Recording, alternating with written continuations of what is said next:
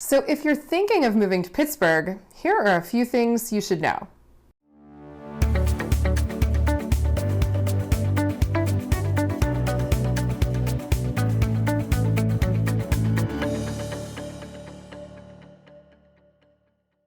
So I've lived in Pittsburgh almost my entire life, and a lot of these things seem normal to me, but if you're moving in from out of town, they might come as a surprise. So if you're thinking of making a move to Pittsburgh, there are a few things that you should know.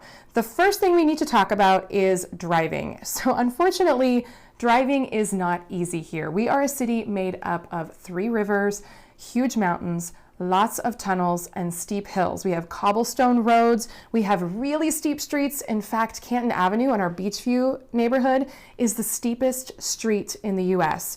We have lots of tunnels and we have 446 bridges. 446 bridges. That's more than any city in the world, including Venice. Think about that for a minute. And then take, for example, the Fort Pitt Bridge. Just take a look. All of the left-hand lanes need to get over to the right. All of the right-hand lanes need to get over to the left. You have got 300 feet, guys, and you're at 60 miles an hour.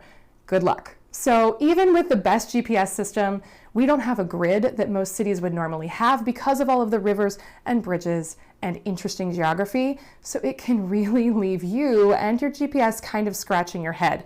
But I will say, once you get to know the major bridges, the major tunnels, and all of the major roads, the rest just kind of falls into place after a while. So don't worry too much, but it will be a little bit of a learning curve.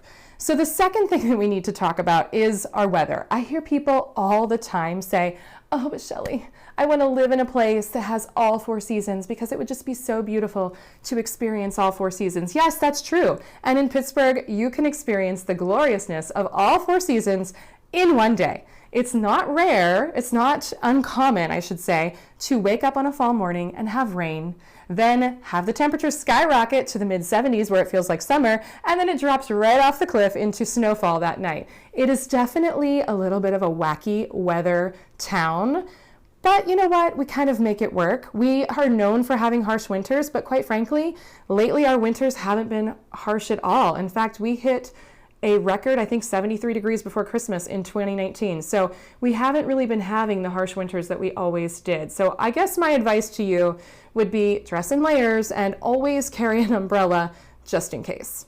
So the next thing we should talk about is the fact that Pittsburghers do have a little bit of an accent. It's totally funny, but it's totally true. Some people have an accent that we lovingly refer to as the Yinzer accent. And Yinzer comes from the word yins, because we don't have the word y'all or you guys in Pittsburgh. It's yins and yins guys.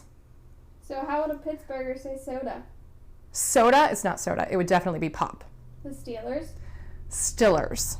Downtown? Oh, this is a hard one. Downtown. Downtown? I think that's right. Slippery?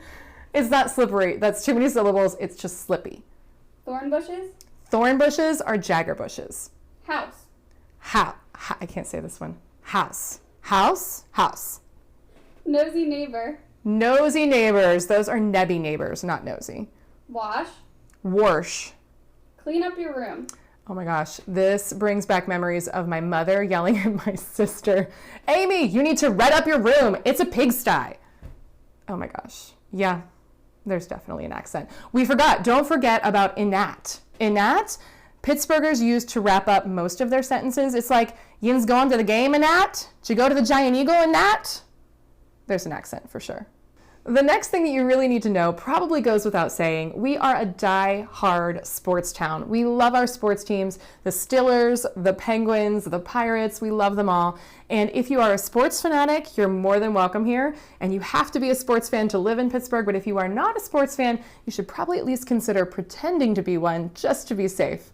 The last thing that you should know about Pittsburgh is that we are no longer the smoggy, smoky city that we kind of have gotten the reputation of being. I talk to people all over who say, oh, but it's so dark in Pittsburgh and it's so smoky, but that is really kind of so 100 years ago. So if you come to Pittsburgh now, it's very light, it's very bright. We've cleaned up our act a lot, but we did really have a reputation, like back in the 40s, for being that smoky, smoggy town. If you were to walk downtown in the 1940s at 10 a.m., more than likely it would have been dark and the streetlights would have been on. It was very polluted, unfortunately. It was very dark. It was very smoky because we were a steel town. We were a coal town, and there was a lot of industry here, and we had a great part in the growth of our country because of that. But at the same time, we knew that it was really unreasonable pollution that we were dealing with. So we cleaned it all up. There's no longer a steel mill within the city limits. And really, we've had a tremendous renaissance. The city's neighborhoods are being revitalized. We have a great foodie scene. We have all sorts of areas where there's new housing, new shops, all sorts of fun things to do. We have technology, we have education. Google is now here, PNC Bank, we've got Highmark Insurance, we have the University of Pittsburgh, we have Carnegie Mellon. All of those call our city home. So we really are experiencing a little bit of a moment here in Pittsburgh. So those are just a few things that you should know about Pittsburgh. If you're thinking of moving here, I would love to hear what your favorite things are about our great city. So please put those in the comments down below. Don't forget to subscribe to our channel because we have new videos launching every Tuesday. Thanks so much for watching, guys. We'll see you next time.